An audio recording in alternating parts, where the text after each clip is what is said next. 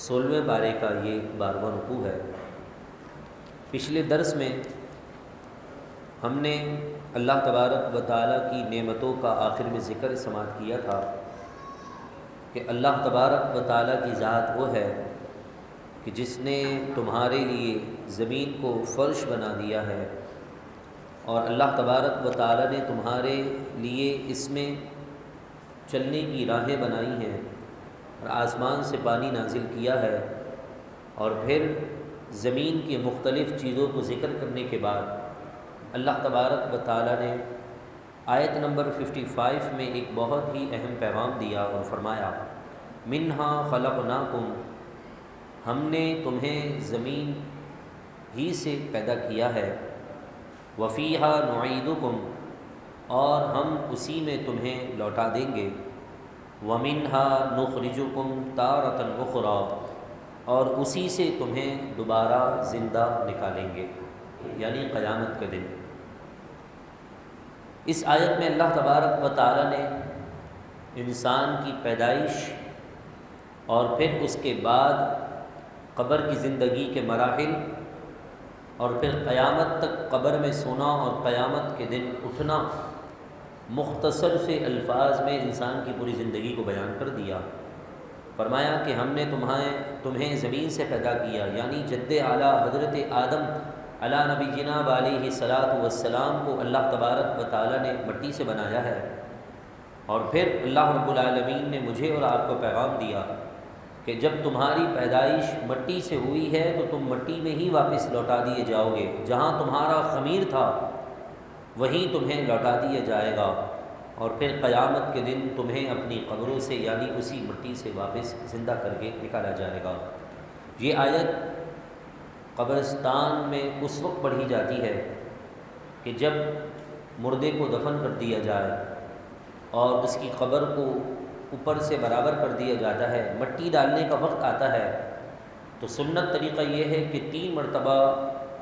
اسی قبر کی مٹی لے کر اس کی قبر پر ڈالا جائے۔ جب پہلی مٹی اٹھا کر اس قبر میں ڈالیں، قبر پر ڈالیں،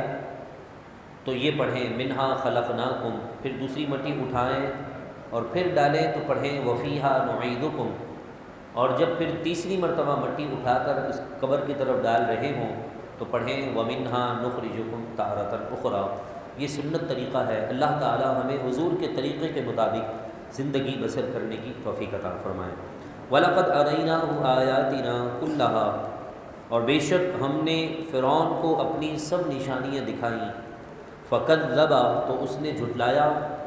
وَأَبَى، اور اس کا انکار کیا۔ یعنی اللہ تبارک و تعالیٰ نے حضرت موسیٰ علیہ السلام کو جتنی نشانیاں عطا فرمائیں، ساری کی ساری نشانیاں اللہ نے حضرت موسیٰ کے توسل سے فرعون کو وہ سارے معجزات دکھا دیے، ید بیضا، عصا کا معجزہ، اور بھی جتنی نشانیاں اللہ نے عطا فرمائی تھیں حضرت موسیٰ علیہ السلام کو، جن کی تعداد 9 ہے، 9 معجزات اللہ نے حضرت موسیٰ علیہ السلام کو عطا فرمائے، وہ تمام کے تمام یکے بعد دیگر حضرت موسیٰ علیہ السلام نے فرعون اور فرعون کے درباریوں کے کہنے پر انہیں دکھائے۔ فَكَذَّبَ، ساری نشانیاں دیکھنے کے بعد بھی اس نے ان تمام چیزوں کو جھٹلایا، اس کا انکار کیا، وَأَبَى، اور اس نے اس کا انکار کیا یعنی تکذیب کی۔ قال، کہنے لگا، اجئتنا، آپ ہمارے پاس اس لیے آئے ہیں کہ لتخرجنا من ارضنا، کہ آپ نکال دیں ہمیں ہماری زمین سے، بسحرک، اپنے جادو کے ذریعے سے، یا موسیٰ، اے موسیٰ، یعنی وہ یہ کہنا چاہ رہا ہے کہ اے موسیٰ، کیا آپ اپنے جادو کے ذریعے سے ہمیں ہماری زمین سے نکال کر خود قابض ہونا چاہتے ہیں؟ فَلَنَأْتِيَنَّكَ بِسِحْرٍ مِثْلِهِ، تو ہم بھی لائیں گے آپ کے پاس جادو مثلہ، اسی کے مثل جو آپ کے پاس ہے، یعنی ہم بھی آپ کے مقابلے میں جادوگروں کو جمع کریں گے۔ فَاجْعَلْ بَيْنَنَا وَبَيْنَكَ مَوْعِدًا، تو آپ ہمارے اور اپنے درمیان ایک وقت کو مقرر کر لیں، لا نخلفہ، جب وقت مقرر ہو جائے گا تو ہم بھی اس وقت خلاف نہیں کریں گے، یعنی اس وقت پر موجود ہوں گے۔ لا نخلفہ نحن ولا انت مکانا سوا، اور نہ تم مقابلے سے میدان ہموار کھلے میدان کو چھوڑ کر جانا، یعنی گویا وہ فرعون یہ چیلنج دے رہا ہے، کہہ رہا ہے کہ آپ وقت مقرر کر لیں، جو وقت آپ کہیں گے میں اپنے جادوگر بلا لوں گا، آپ بھی آ جائیے گا، تو ہم جو ہے اس وقت بیٹھ کر مقابلہ کر لیں گے، جو جیتے گا ہم سمجھ جائیں گے وہ ٹھیک ہے۔ قال موعدکم یوم الزینۃ، فرمایا تمہارے ساتھ جشن کا وعدہ ہے، یعنی فرعونیوں کا سال میں ایک دن عید کا دن آتا تھا، اور اس عید کے دن یہ لوگ اپنے شہر سے باہر بہت بڑے میدان میں ایک میلہ لگاتے تھے، وہاں سارے لوگ جمع ہونے کے تھے۔ تو حضرت موسیٰ علیہ السلام نے فرمایا کہ ٹھیک ہے، تو ایک دن کی بات کرتا ہے، جس دن وہ میلہ لگے گا نا، جس دن وہ عید کا دن ہوگا، پورا شہر وہاں جمع ہوگا، اس دن کا ہم وقت مقرر کرتے ہیں، لہذا اب اس دن کی تیاری شروع کر دو۔ وَأَن يُحْشَرَ النَّاسُ ضُحًى، اور یہ کہ دن چڑھے سب لوگ جمع ہو جائیں۔ فَتَوَلَّىٰ فِرْعَوْنُ، تو فرعون واپس چلا گیا، فَجَمَعَ كَيْدَهُ ثُمَّ أَتَىٰ، پھر اس نے اپنا مکر و فریب جمع کیا، پھر آیا، یعنی اپنے سارے ساتھیوں کو، اپنے مشیر، اپنے وزیروں کو، اپنے جادوگروں کو جمع کر کے پھر میدان میں میلے والے دن، عید والے دن پہنچا۔ قال لهم موسیٰ، موسیٰ علیہ السلام نے اس سے فرمایا، ویلکم، تم پر افسوس ہے، لا تفتروا علی اللہ کذبا، کہ تم اللہ تبارک و تعالیٰ پر جھوٹ نہ باندھو، فیسحتکم بعذاب، کہ وہ تمہیں اپنے عذاب سے ختم کر دے گا، مٹا کر رکھ دے گا۔ وقد خواب من افترا، اور بے شک نامراد رہا جس نے اللہ تبارک و تعالیٰ پر جھوٹا بہتان باندھا۔ فتنازعوا امرهم بینہم، تو اپنے معاملے میں یہ باہم جھگڑنے لگے۔ واسروا النجوى، اور مخفی طور پر انہوں نے سرگوشیاں شروع کر دیں۔ قالوا، وہ کہنے لگے، ان ھذان لساحران، یہ دونوں جادوگر ہیں، یریدانی، یہ دونوں چاہتے ہیں، یعنی فرعون نے اپنے درباریوں کے سامنے حضرت موسیٰ علیہ السلام اور حضرت ہارون علیہ السلام کی طرف اشارہ کر کے کہا کہ یہ دونوں جادوگر ہیں، یریدانی، یہ دونوں یہ چاہتے ہیں کہ ان یخرجاکم من ارضکم بسحرہما، کہ یہ اپنے جادو سے تمہیں تمہاری زمین سے نکال دیں، ان دونوں کی یہ خواہش ہے۔ وَيَذْهَبَا بِطَرِيقَتِكُمُ الْمُثْلَىٰ، اور اپنے اور تمہارے پسندیدہ طریقوں کو نیست و نابود کر دیں، یعنی تمہاری جو خلقت ہے، تمہاری آزادی ہے، ان تمام چیزوں کو یہ موسیٰ اور ہارون ختم کرنا چاہتے ہیں۔ فَأَجْمِعُوا كَيْدَكُمْ، تو اپنے سارے داؤ بیچ جمع کر لو، ثُمَّ أْتُوا صَفًّا، اور پھر صف باندھ کر تم میرے سامنے آ جاؤ۔ وَقَدْ أَفْلَحَ الْيَوْمَ مَنِ اسْتَعْلَىٰ، بے شک آج وہی کامیاب ہوا جو غالب رہا۔ قالوا، بولے، یا موسیٰ، اے موسیٰ، اما ان تلقیا، یا تم ڈالو، و اما ان نکون اول من القا، یا ہم ہو جائیں پہلے ڈالنے والے۔ جب عید کا دن مختص ہو گیا تو حضرت موسیٰ علیہ السلام نے اپنے بھائی اور دیگر جو آپ کے ساتھ مسلمان تھے ان کو لے کر اس میلے میں پہنچے، اس عید کے دن جشن والی جگہ پر پہنچے۔ فرعون اور اس کے سارے درباری بھی موجود تھے۔ اب اس کے بعد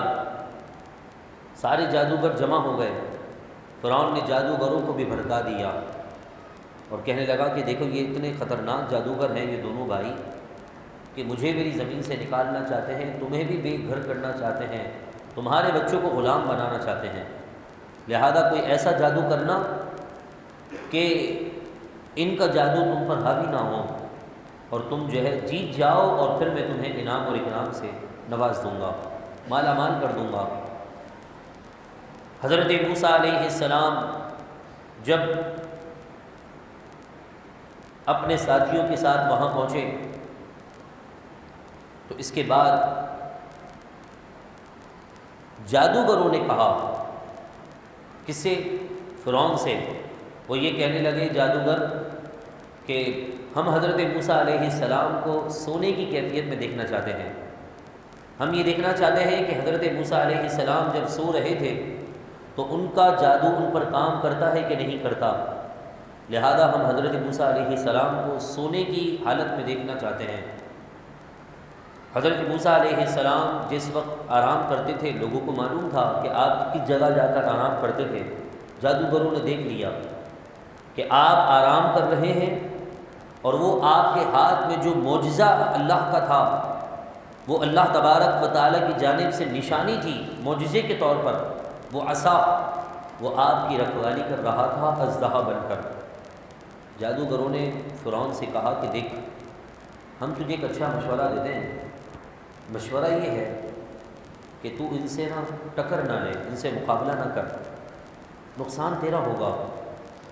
کیونکہ یہ جادوگر نہیں ہے، یہ اللہ کے سچے نبی ہیں۔ جادوگروں کے چہرے اتنے چمکتے نہیں ہوتے، اور پھر جب جادوگر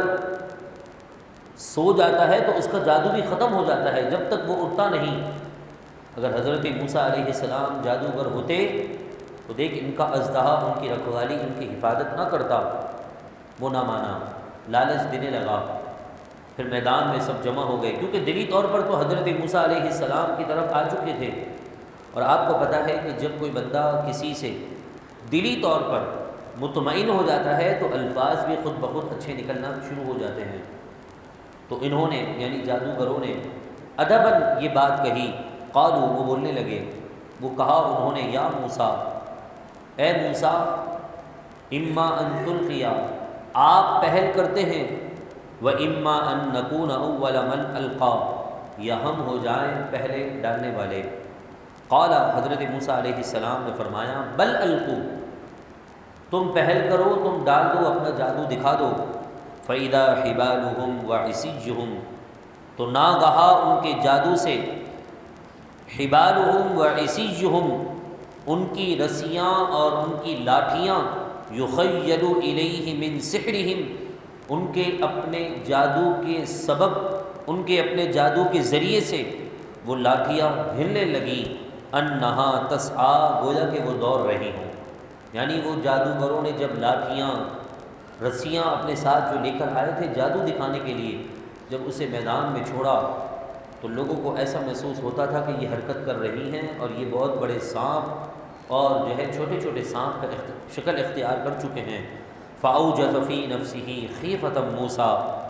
موسیٰ علیہ السلام نے لوگوں کے متاثر ہونے کا اپنے دل میں خوف پایا کہ اتنی بڑی دنیا جمع ہے، جمع غفیر موجود ہے، کہ میرے معجزہ کے اس اژدہا کو یعنی میرے اس عصا کو ڈالنے سے پہلے کہیں لوگ ان جادوگروں کے جادو میں نہ آ جائیں،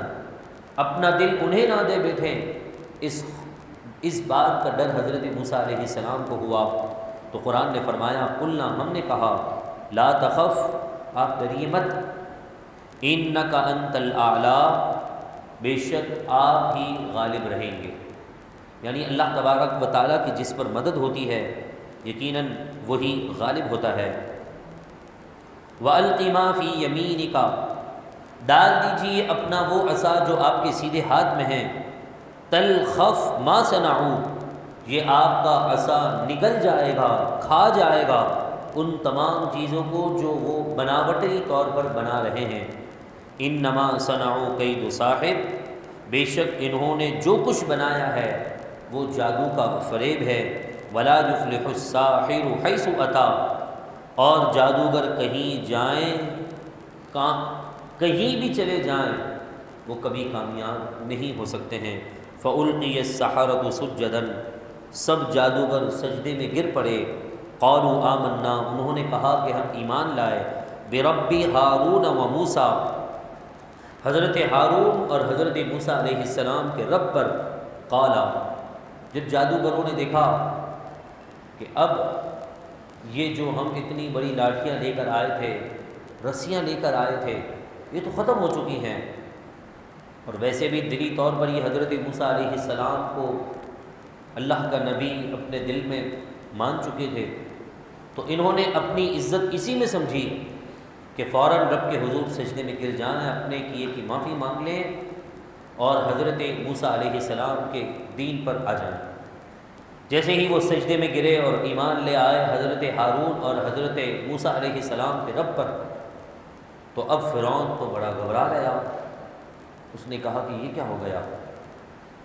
میں تو ان کو اتنا ٹرین کر کے لایا، انہیں اتنی لالچ دی، اتنے دنوں کا خرچہ برداشت کیا، یہ تو سب میرا نقصان ہو گیا۔ تو قال، فرعون انہیں دھمکی لگاتے ہوئے کہنے لگا، آمنتم لہو قبل ان آذن لکم، تم ایمان لے آئے میری اجازت سے پہلے، تمہیں ایمان لانے کی کس نے اجازت دی؟ انہ لکبیرکم الذی علمکم السحر، بے شک وہ تمہارا بڑا ہے جس نے تمہیں سکھایا ہے، یعنی تمہارے اوپر بھی تمہارا ایک بڑا جادوگر ہے، میں اس کو لے کر آؤں گا، مگر تمہیں سزا کیا دوں گا؟ فَلَأُقَطِّعَنَّ أَيْدِيَكُمْ وَأَرْجُلَكُمْ مِنْ خِلَافٍ، تو میں ضرور تمہارے ہاتھ پاؤں مخالف سمت سے کاٹ دوں گا، وَلَأُصَلِّبَنَّكُمْ فِي جُذُوعِ النَّخْلِ، اور میں تمہیں سولی دوں گا، فی جذوع النخل، کھجور کے تنے کے ساتھ لٹکا کر، یعنی میں تمہیں کھجور کے تنے پر، اس کی ٹہنی پر تمہیں لٹکا کر سولی دے دوں گا، اور تمہارا ایک طرف کا ہاتھ دوسری طرف کی ٹانگ کاٹ دوں گا، وَلَتَعْلَمُنَّ، اور تمہیں ضرور معلوم ہو جائے گا، أَيُّنَا أَشَدُّ عَذَابًا، کہ ہم میں سے کس کا عذاب بہت زیادہ سخت، وَأَبْقَى، اور زیادہ دیر تک باقی رہنے والا ہے۔ یعنی وہ گویا اپنی طرف اشارہ کر رہا تھا اور حضرت موسیٰ علیہ السلام کے رب کی طرف کہنے لگا کہ اب میں دیکھ لوں گا کہ تمہیں عذاب سے کون بچاتا ہے اور کس کا عذاب بڑا ہے، کس کا عذاب سخت ہے۔ وہ رب کہ جس کے لیے تم سجدے میں گر گئے، جس کے حضور، وہ رب تمہیں عذاب سے بچاتا ہے، یا اس کا عذاب سخت ہے یا میرا عذاب سخت ہے۔ وہ اس طرح کی اول فول باتیں بکنے لگا۔ اب جسے ایمان کی حلاوت نصیب ہو جاتی ہے نا، وہ کسی ڈرانے والے انسان کے ڈراوے میں نہیں آتا ہے، وہ ہمیشہ اللہ تبارک و تعالیٰ کی رضا پاتا ہے۔ وہ یہ نہیں دیکھتا کہ سامنے والا خوش ہوگا کہ ناراض، دین کی بات ہمیشہ وہ اپنی زبان پر صحیح اور حق کی بات اپنی زبان پر فوراً لے کر رکھتا ہے۔ بس بتانا صرف اتنا ہے کہ ہماری پیشانیوں پر بل، ہمیں فکر، ہمیں ٹینشن صرف اور صرف دنیا کے لیے آتی ہے۔ کاش کبھی ایسا ہو کہ ہم نماز ہم سے اللہ نہ کرے قضا ہو جائے، جماعت چھوٹ جائے، تو ہماری راتوں کی نیندیں اڑ جائیں، ہم فکر مند ہو جائیں کہ آج ہی کیا ہو گیا میرے ساتھ۔ لیکن اللہ تبارک و تعالیٰ نے اپنے محبوب حضرت موسیٰ علیہ نبی جناب علیہ الصلاۃ والسلام کے صدقے سے ان جادوگروں پر کیسا کرم کیا کہ صدق دل سے وہ رب کے حضور سجدے میں گئے تو اللہ نے انہیں جنت بھی دکھا دی۔ اور مفسرین کا ایک قول یہ بھی ملتا ہے کہ صرف سجدے میں جا کر جنت نہ دیکھی، اپنے محلات ہی نہ دیکھے، بلکہ اسی سجدے میں اللہ نے انہیں اپنا دیدار بھی عطا فرما دیا۔ مجھے بتائیے ایک سجدہ ہو جس میں رب دکھ جائے، رب مل جائے، اور کیا چاہیے؟ تو فرمایا کہ قالوا لن نؤثرك على ما جاءنا من البينات، اسی نشانی کی طرف وہ اب فرعون سے کہنے لگے کہ ہم نے جو دلیلیں دیکھ لی ہیں، اپنے پاک پروردگار کی نشانیاں دیکھ لی ہیں، اب اس کی وجہ سے ہم تیری باتوں میں نہیں آنے کے، تجھے جو دھمکی لگانی ہے لگا دے، اب تو ہمارا کوئی نقصان نہیں کر سکتا ہے۔ والذی فطرنا، اور اس ذات پاک پر جس نے ہمیں پیدا کیا ہے، ہمیں پورا یقین ہے۔ فقد ما انت قاد، جو تجھے فیصلہ کرنا ہے کر لے، ہم بھی دیکھ لیتے ہیں، ہم بھی تیار ہیں تیرے اس فیصلے کو قبول کرنے کے لیے، کیونکہ اب دنیا میں رہ کر کوئی مزہ نہیں۔ جس نعمتوں کو ہم نے اپنی آنکھوں سے دیکھ لیا ہے، اس نعمتوں کو پانے کے خواہش مند ہیں، لہذا اپنا فیصلہ جلدی کر تاکہ ہم ان ازلی نعمتوں اور ابدی نعمتوں کی طرف چلے جائیں۔ انما تقضی ہذہ الحیات الدنیا، تو صرف اور صرف اسی دنیا کی زندگی میں ہی فیصلہ کر سکتا ہے، بعد میں تیرے پاس کچھ بھی نہیں ہے۔ انا آمنا بربنا، بے شک ہم اپنے رب پر ایمان لائے، لیغفر لنا خطایانا، اس لیے کہ وہ رب ہماری ساری خطائیں معاف کر دے، وما اکرہتنا علیہ من السحر، اور جادو کا گناہ بھی جس پر تو نے ہمیں مجبور کیا، وہ بھی گناہ رب تعالی ہم سے دور کر دے، ہمیں معاف فرمائے اس معاملے پر۔ واللہ خیر و ابقا، اللہ بہتر ہے اور ہمیشہ باقی رہنے والا ہے۔ یعنی جب ایک انسان سچے دل سے اللہ کے حضور توبہ کرتا ہے، اللہ تعالیٰ اس کے گناہوں کو معاف کر دیتا ہے۔ میں سچ کہہ رہا ہوں، توبہ تسبیح گرانے کا نام نہیں ہے، دانے پھیرنے کا نام نہیں ہے، اور نہ ہی گھروں میں چادریں بچھا کر استغفار کے دانے پڑھنے کا نام ہے، بلکہ توبہ نبی کریم صلی اللہ علیہ وسلم کے فرمان کے مطابق صرف و صرف ندامت کا نام ہے۔ التوبۃ هو الندامہ، توبہ دراصل میں ندامت کا نام ہے۔ میرے نبی کا فرمان ہے کہ ندامت ہے، شرمندگی ہے کہ انسان یہ خیال کرے کہ یار یہ میں کیا کر رہا ہوں، جو رب نعمتیں دے رہا ہے اسی کی نافرمانی کر رہا ہوں۔ دل میں یہ خیال بھی آ جائے نا، اس پر اور پختگی لائیں، تو ایک دن ایسا بھی آتا ہے کہ پھر سجدوں کے بغیر انسان کو سکون نہیں ملتا ہے۔ میرے پاس ایک شخص آیا، وہ کہنے لگے کہ اب بڑھاپے کی وجہ سے زمین پر سجدہ نہیں ہوتا ہے، مگر کرسی پر کوئی نماز بھی میں قضا نہیں کرتا، جتنی بھی تکلیف ہو کمزوری ہو نماز میں ضرور پڑھتا ہوں، مگر جو سجدے پہلے ادا کرتا تھا نا، ان سجدوں جیسا اب مزہ نہیں آ رہا، کیونکہ یہ پیشانی غذا مانگ رہی ہے زمین کی اور میں اس کو لے نہیں پا رہا۔ بے چینیاں ہیں زندگی کے اندر، مگر یہ رب کا شکر ہے کہ میری کوئی نماز قضا نہیں ہو رہی۔ میرے لیے بھی پیغام ہے، آپ کے لیے بھی پیغام ہے۔ اللہ نے آج صحت دی ہے، ہم اچھی طرح کھڑے ہو کر اپنی پیشانی زمین پر رکھ کر زمین پر سجدہ کر رہے ہیں، اس کا شکر ادا کریں۔ اللہ نہ کرے کوئی تکلیف آ جائے یا جسم میں کوئی ایسی چیز جس کا علم ہمیں نہ ہو وہ بن رہی ہو، پیدا ہو رہی ہو، جس کی وجہ سے کل کو ہمیں کرسیوں پر بیٹھ کر نماز پڑھنی پڑ جائے، تو پھر اس وقت ہمیں احساس ہوگا کہ سجدہ زمین پر کرنے سے کتنا سکون ملتا ہے۔ یہاں تک کہ ایک دوست، کسی کے دوست ہیں، ان کے ذریعے سے مجھے یہ بات پتہ چلی کہ جب وہ امریکہ یا کسی اور ملک میں گئے نا، تو ان کی گیدرنگ کے اندر کوئی نان مسلم لوگ بچے بھی تھے، یعنی ان کی دوستوں کی گیدرنگ میں کچھ نان مسلم لڑکے بھی تھے۔ نماز کا وقت ہوا تو انہوں نے کہا کہ ہم اپنی عبادت گاہ میں جا کر عبادت کرنا چاہتے ہیں، وقت ہے 15-20 منٹ لگیں گے، پھر آگے سفر کو چلے جائیں گے،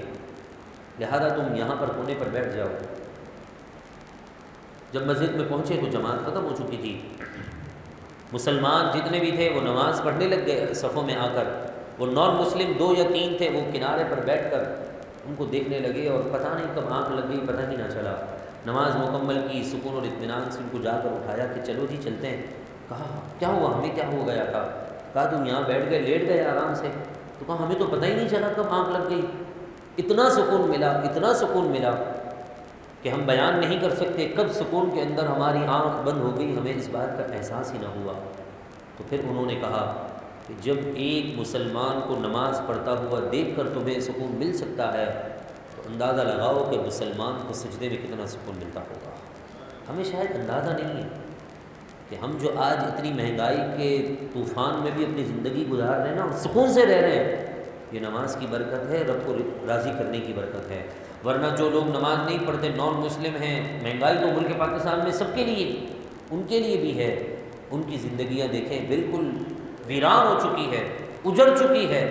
ان کے چہروں پر خوشیاں نہیں ہیں مہنگائی کی وجہ سے۔ کہاں آج کا ریٹ پیاز کا 150 پونے 200 روپے ہے، غریب آدمی کہاں سے لے کر آئے گا، کیسے پورا کرے گا؟ بس یہ اللہ تبارک و تعالیٰ ہی یہ نظام چلا رہا ہے، کیونکہ رزق اس نے وعدہ لیا ہے، مگر سکون جو مل رہا ہے نا، یہ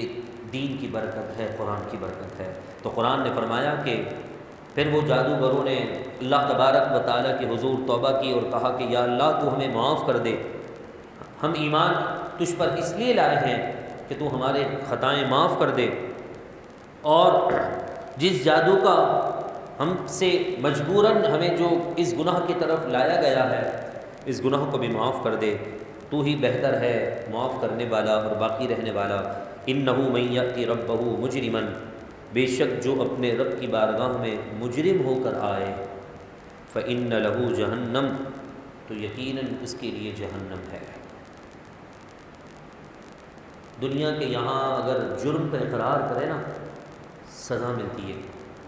اور زندگی کی سانس ابھی باقی ہے، رب کے دربار میں جرم کا اقرار کر لینا تو معافی ملتی ہے۔ فرق دنیا کے درباروں کا اور رب کے دربار کا اتنا ہے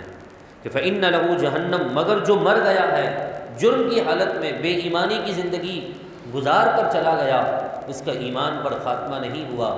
ایسا مجرم جب رب کے دربار میں پہنچتا ہے تو فرمایا یقیناً اس کے لیے جہنم ہے، لا یموت فیہا ولا یحیا، اور اس جہنم میں نہ تو وہ کبھی مرے گا اور نہ جیے گا، بس اپنی زندگی گزارے گا، جس طرح گزارے گا وہ گزارتا رہے گا۔ وَمَن یأتہ مؤمنا، اور جو اس کے پاس مومن ہو کر آئے، یعنی رب کے دربار میں ایمان والا چلا جائے، قد عمل الصالحات، کہ اس نے نیک کام کیے ہوں، فأولئک لهم الدرجات العلی، تو ایسے ہی لوگوں کے لیے بلند درجے ہیں۔ وہ بلند درجے کون سے ہیں؟ جنات عدن، سکون والی دائمی جنت، تجری من تحتها الانہار، جس کے نیچے نہریں رواں دواں ہیں، جاری ہیں، خالدین فیہا، وہ اس میں ہمیشہ رہیں گے۔ وذالک جزاء من تزکیٰ، یہ صلہ ہے، یہ اللہ تبارک و تعالیٰ کی طرف سے انعام ہے، من تزکیٰ، اس کے لیے جو گناہوں سے پاک ہوا ہے، جس نے اپنے آپ کو گناہوں سے پاک کیا، جنت اس کی ہے۔ اکثر یہ بات سننے کو آپ لوگوں کو بھی ملتی ہوگی کہ جب ایک انسان دنیا سے جاتا ہے نا تو اس کے مال کی وراثت تقسیم ہوتی ہے، یہ تو دنیا کا اصول ہے، وراثت مال تقسیم ہوتی ہے۔ باپ جب دنیا سے گیا، جتنے بیٹے ہیں بیٹیاں ہیں سب کو بٹ رہا ہے، مگر قرآن کو ہم دیکھیں اگر تو قرآن نے اس وراثت کے مسائل کو کتنے اچھے انداز میں سمجھا دیا کہ مسلمانوں تمہیں مبارک ہو، جنت تمہاری اپنی ہے، کیونکہ پہلا ٹھکانہ تمہارے جد اعلیٰ آدم اور حضرت حوا کا جنت ہے، کہ وہ ان کا گھر تھا۔ قرآن نے ان سے کہا ہے، رب نے فرمایا کہ رہو جنت میں اے آدم اور حوا، تم دونوں جہاں چاہو گھومو پھرو، یہ تمہارا گھر ہے۔ اور جب دینی اعتبار سے ان کی وراثت تقسیم ہوگی تو یقیناً فرما بردار ان کی اولادوں کو وراثت میں سے حصہ ملے گا، تو وہ حصہ پھر ہمیں بھی ملے گا جنت کی شکل میں۔ جنت تو ملنی ہے نبیوں کے صدقے سے، اپنے بزرگان دین کے صدقے سے، مگر اتنی عرض ہے یا اللہ اس جنت میں پیاروں کے قدموں میں جگہ عطا فرما دے۔ بس یہ دعا قبول ہو گئی تو یقیناً سارے کام آسان ہو جائیں گے۔